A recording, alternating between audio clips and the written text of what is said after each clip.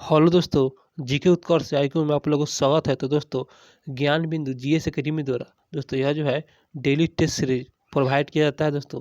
जो कि यह जो है दोस्तों डेली टेस्ट सीरीज बहुत इंपॉर्टेंट टेस्ट सीरीज है। यह सभी एग्जाम के लिए अति महत्वपूर्ण है दोस्तों। तो आप लोग इस वीडियो को पूरा देखिएगा और मेरे चैनल को सब्सक्राइब नहीं किए हैं तो कर लीजिएगा, ताकि आप लोग को समय से टेस्ट सीरीज आपको प्रोवाइड हम कर सके। तो आते हैं दोस्तों सीधा प्रश्न पर, और मेरे वीडियो को एक बार लाइक कर दीजिएगा। तो दोस्तों ये रहा टेस्ट सीरीज, जो कि यहाँ पर डेट है 4/1/2024 का है। आज ही का सेट है दोस्तों, और टोटल क्वेश्चन 50 है। तो आते हैं पहले क्वेश्चन से दोस्तों, और मेरे वीडियो को आप लोग एक बार लाइक कर दीजिए, भूलिएगा नहीं, लाइक कर दीजिए। तो आते हैं क्वेश्चन पे। तो क्वेश्चन होगा, किसी जीव पर किए गए प्रयोग के आधार पर, जो कि जॉर्ज बीडल तथा ये जो है एडवर्ड्स टेटम ने एक जीन एक एंजाइम सिद्धांत का प्रतिपादन किया था। इसका सही आंसर हो जाएगा ऑप्शन बी, ये जो है न्यूरोस्पोरा कॉवक, जो कि एक जीन और एक एंजाइम का सिद्धांत जो प्रतिपादन किया था किस जीव पर। तो यह जो जीव है न्यूरोस्फोरा जो जीव है न्यूरोस्फोरा कॉवक है, जो कि दोस्तों इसी के आधार पर जॉर्ज बीडल और एडम टेटम एक जीन एक एंजाइम का सिद्धांत का प्रतिपादन किया था दोस्तों। बहुत अच्छा क्वेश्चन है दोस्तों। तो मेरे चैनल को सब्सक्राइब नहीं किया है तो कर लीजिएगा दोस्तों। तो क्वेश्चन है, निम्नलिखित में कौन सा उत्कृष्ट गैस जो कि क्लेथरेट यौगिक का निर्माण नहीं करता है। जो कि दोस्तों वो कौन सा उत्कृष्ट गैस है जो कि यह जो है क्लेथरेट यौगिक का निर्माण नहीं करता है। तो इसका सही आंसर हो जाएगा ऑप्शन एक, यह जो है हीलियम और नियोन, जो कि दोस्तों यह क्लेथरेट यौगिक का निर्माण नहीं करता है। और बाकी दोस्तों ये सभी करते हैं। अगला प्रश्न, निम्नलिखित कथनों पर विचार कीजिए। तो कथन की विचार करती है दोस्तों, इसका सही आंसर हो जाएगा ऑप्शन बी, जो कि यहाँ पर सत्य कथन पूछ रहा है। तो 1 और 3 ही सही है। तो पहला और तीसरा को देख लेते हैं। तो पहला है सेल विद्युत वाहक बल का मान जो कि विभवांतर से ज़्यादा होता है। सेल का विद्युत वाहक बल जो होता है दोस्तों विभवांतर से ज़्यादा होता है। और तीसरा कथन है, सेल का विद्युत वाहक बल विभवांतर दोनों का मात्रक वोल्ट होता है। सेल का विद्युत वाहक बल और विभवांतर दोनों का मात्रक वोल्ट होता है। आते हैं अगले प्रश्न पे। तो अगला प्रश्न है, नेत्रदान मृत्यु के बाद कितने समय के अंदर किया जा सकता है। नेत्रदान जो होता है दोस्तों मृत्यु के बाद कितने समय के अंदर किया जा सकता है। तो इसका सही आंसर हो जाएगा ऑप्शन एक, यह जो है 1 से 2 घंटा। बहुत अच्छा प्रश्न है, 1 से 2 घंटा दोस्तों। अगला प्रश्न है, प्रयोगशाला में जब तांबा की यह जो है कतरन का सांद्रण सल्फ्यूरिक अम्ल के साथ गर्म किया जाता है तो कौन सा गैस बनता है। तो इसका सही आंसर हो जाएगा ऑप्शन सी, यह जो है सल्फर डाइऑक्साइड गैस बनता है। अगला प्रश्न, एक चालक तार से 10 A की विद्युत धारा 10 सेकेंड तक प्रवाहित होता है। अगर चालक तार का विभवांतर 15 वोल्ट हो तो संपन्न कार्य का मान क्या होगा। तो इसका सही आंसर हो जाएगा ऑप्शन डी, यह जो है 1500 जूल इसका मान होगा। आते हैं अगले प्रश्न पर दोस्तों। तो अगला प्रश्न है, ACL मिलर का संबंध निम्नलिखित में से किससे है। तो इसका सही आंसर हो जाएगा ऑप्शन एक, ये जो है जीवन की उत्पत्ति और विकास से संबंधित है। ACL मिलर का संबंध जीवन की उत्पत्ति और विकास से। अगला प्रश्न, ऑर्गिडोल का उपयोग आँख साफ करने के लिए विलयन के रूप में होता है, जो कि सही है। तो यह ऑर्गिडोल जो कि क्या है दोस्तों ये बताना है। इसका आंसर एक हो जाएगा, यह जो है सिल्वर का क्लोराइड विलयन है। यह सिल्वर का क्लोराइड विलयन है। अगला प्रश्न, एक उत्तल लेंस ऐसे पदार्थ का बना है जिसका आवर्तनांक 1.5 है 1.5 है। इस लेंस को अगर पानी में डाल दिया जाए तो यह किसके समान व्यवहार करेगा। तो इसका सही आंसर हो जाएगा ऑप्शन बी, यह जो है अभिसारी लेंस की तरह व्यवहार करेगा। अगला प्रश्न, निम्नलिखित कथनों पर विचार करना है। दोस्तों सभी कथनों को देखते हैं, और सभी कथनों को देखते हुए इसका सही आंसर हो जाएगा ऑप्शन एक ही सही है। तो देख लेते हैं, भूमिगत ताना भोजन संचय का कार्य करते हैं। जो भूमिगत ताना होता है ना, वह भोजन संचय का कार्य करता है तथा वर्धी जनन में भी सहायक होता है और वर्धी जनन में भी सहायक होता है। तो आते हैं अगले प्रश्न पे। तो अगला प्रश्न यह जो है क्यूबिट शब्द का उल्लेख निम्नलिखित में से कौन सा एक प्रसंग में होता है? तो इसका सही आंसर हो जाएगा ऑप्शन बी, यह जो है क्वांटम कंप्यूटर में होता है दोस्तों। क्यूबिट का शब्द का उल्लेख क्वांटम कंप्यूटर में होता है। दोस्तों चैनल को सब्सक्राइब नहीं किया तो कर लीजिएगा। अगला क्वेश्चन, अक्रिय गैस का इलेक्ट्रॉन बंधुता का मान बताना है।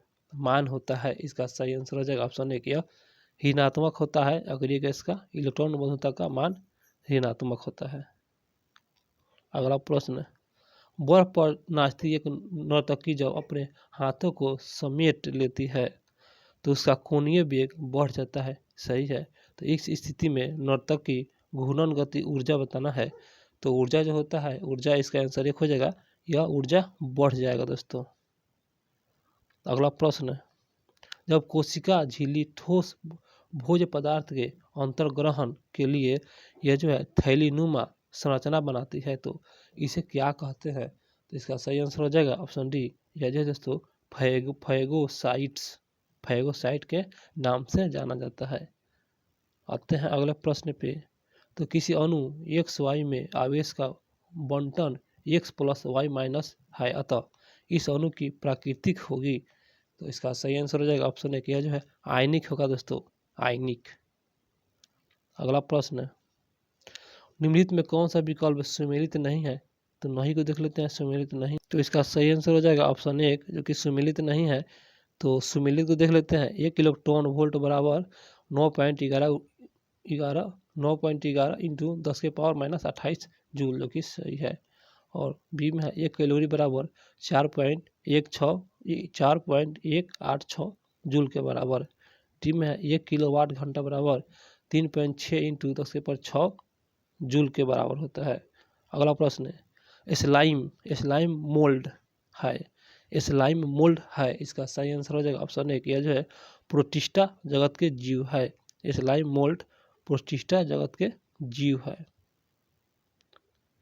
अगला प्रश्न है, काली चूना एक कोको को विद्युत भट्टी में जो कि 2273 के ताप पर गर्म करने से प्राप्त होता है।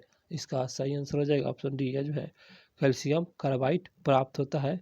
2273 के पर ताप पर गर्म करने पर काली चूना को कैल्शियम कार्बाइड में दोस्तों बदल जाता है। आते हैं अगले प्रश्न पे। तो अगला प्रश्न है, यह जो है 2 इंटू 10 के पावर 3 kg द्रव्यमान की एक वस्तु को 1 मिनट में 12 मीटर की ऊंचाई तक उठाने पर आवश्यक इंजन की औसत शक्ति बताना है, कितना होगा? इसका सही आंसर ऑप्शन डी, यह जो है 5.25 HP होगा। अगला प्रश्न होगा, उस प्रणाली का क्या नाम है जिसके द्वारा कई रोबोट जो कि इंटरनेट की मदद से एक दूसरे से बातचीत कर सकते हैं? तो यह जो है दोस्तों रोबोट जो है इंटरनेट की मदद से बात कर रहे हैं आजकल। तो बहुत अच्छा प्रश्न है। तो इसका सही आंसर है बी, यह जो है रोबो अर्थ के नाम से जाना जाता है। अगला प्रश्न होगा, एक टैडपोल जिस प्रक्रिया द्वारा वैक्स में विकसित होते हैं तो उसे क्या कहते हैं? इसका सही आंसर हो जाएगा सी, यह जो है क्यांतर के नाम से जाना जाता है। जो कि एक टैडपोल जो है प्रक्रम वैक्स में विकसित हो जाते हैं तो उसे क्यांतर कहते हैं। अगला प्रश्न, सल्फाइड गैस को वायु की उपस्थिति में गर्म कर ऑक्साइड में बदलने की प्रक्रिया को क्या कहलाती है? इसका सही आंसर हो जाएगा ऑप्शन दोस्तों बी, भंजन के नाम से जाना जाता है। जो कि सल्फाइड गैस वायु की उपस्थिति में गर्म करने पर ऑक्साइड में बदल जाता है, इस प्रक्रिया को भंजन कहते हैं। अगला प्रश्न, फ्लेमिंग के जो कि वाम हस्त नियम अंगूठा किसको इंगित करता है? तो इसका सही आंसर हो जाएगा ऑप्शन सी, यह जो है धारावाही चालक पर लगने वाले बल की दिशा को इंगित करता है। जो कि फ्लेमिंग के वाम हस्त नियम, ये जो है अंगूठा किसको इंगित करता है? तो धारावाही चालक पर लगे बल की दिशा को इंगित करता है। अगला प्रश्न, मानव हृदय में ए से नोड कौन से तंत्रिका तंत्र जुटे होते हैं? ए से नोड पर। इसका सही आंसर हो जाएगा दोस्तों ऑप्शन सी, यह जो है सिंपैथेटिक और यह जो है वैगस दोनों सिंथपैथेटिक और वैगस दोनों दोस्तों ये जो है ए से नोट पर जो रहता है मानव हृदय के ए से नोट पर यह जो है जुटे रहते हैं। अगला प्रश्न है सबसे कठोर क्षारीय धातु, इसका सही आंसर हो जाएगा ऑप्शन एक लिथियम है, सबसे कठोर है और क्षारीय धातु है लिथियम। अगला प्रश्न है दोस्तों 20 N जो कि 20 N कोई बल 5 kg किसी वस्तु पर 2 सेकेंड तक लगता है तो बल द्वारा किया गया कार्य बताना है। 20 न्यूटन है तो बल द्वारा किया गया कार्य, इसका सही आंसर हो जाएगा ऑप्शन सी 80 जूल।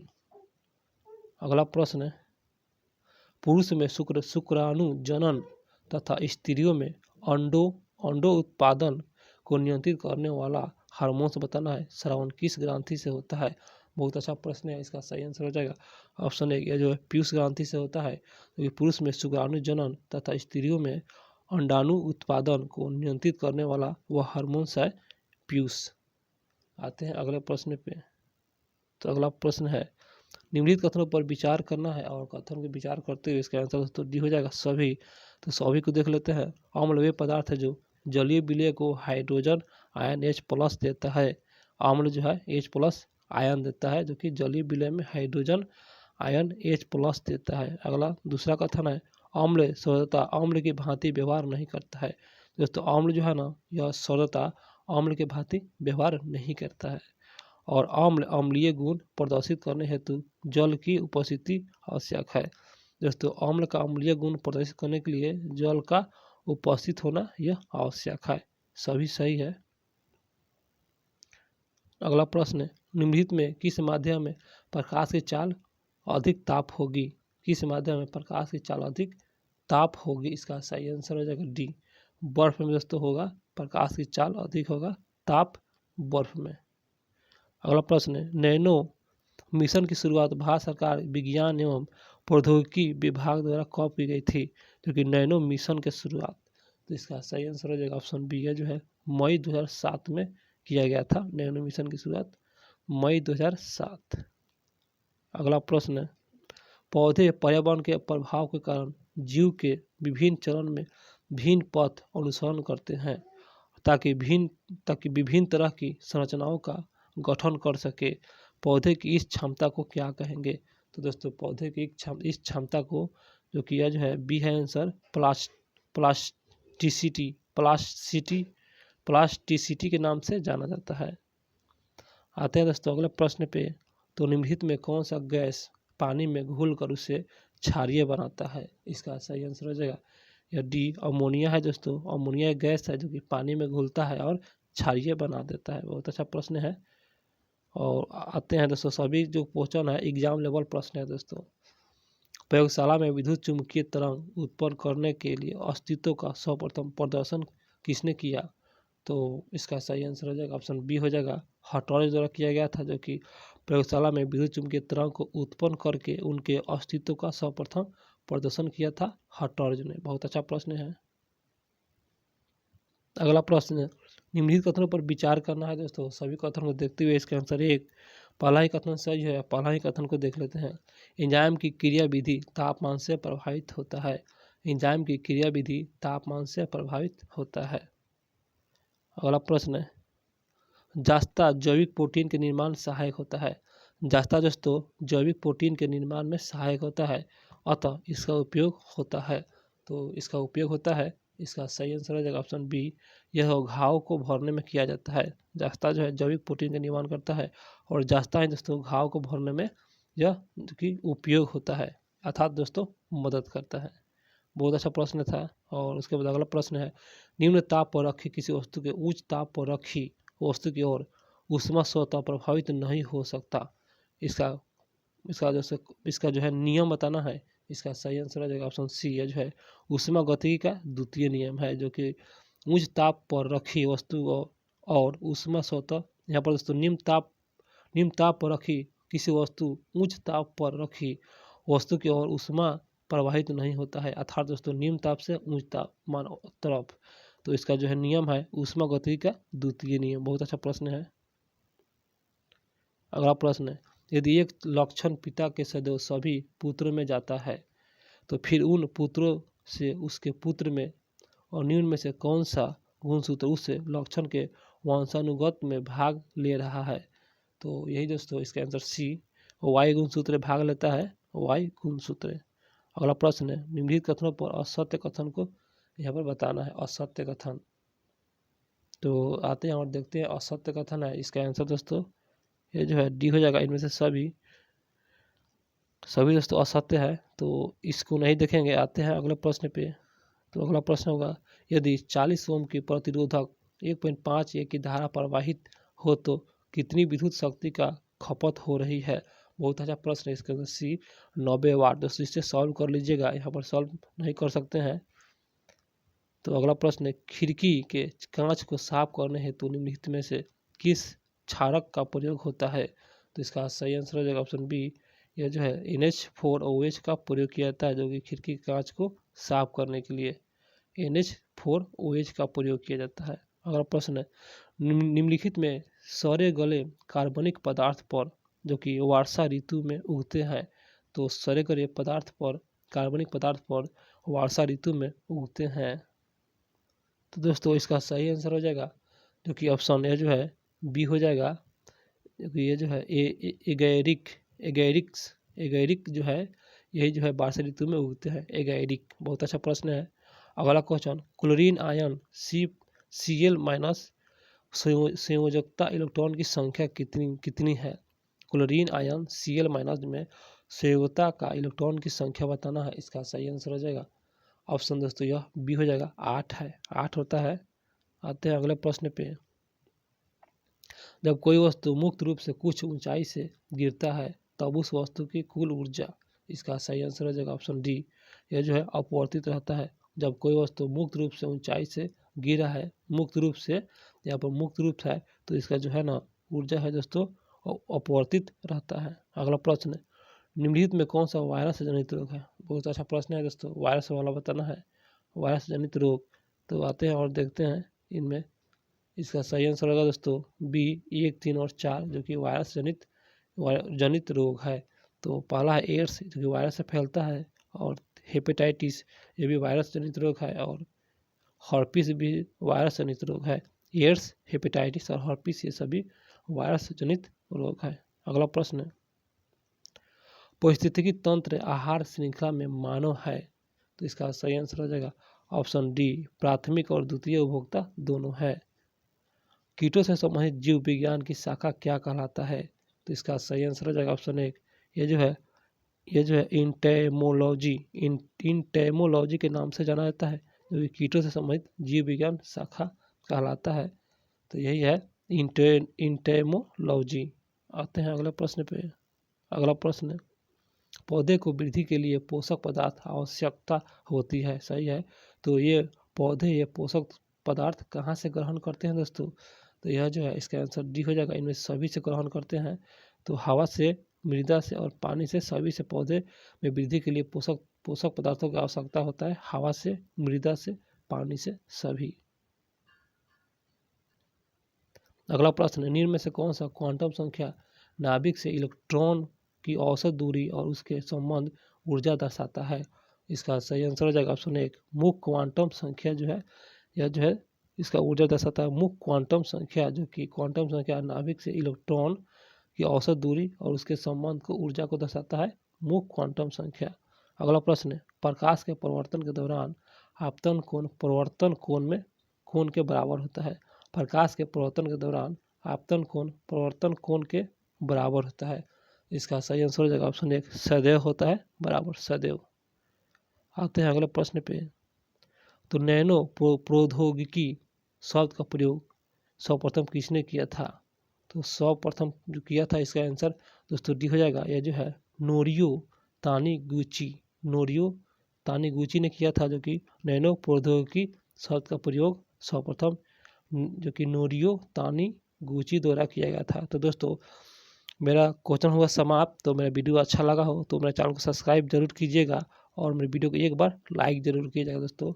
आप लोग लाइक भी नहीं करते हैं, और शेयर दोस्तों ज़रूर कीजिएगा, शेयर भी एक बार ज़रूर कीजिएगा दोस्तों। मिलते हैं फिर अगले सेट लेकर आएंगे, तब तक मेरे वीडियो को लाइक कर दीजिए और शेयर कर दीजिए, भूलिएगा नहीं।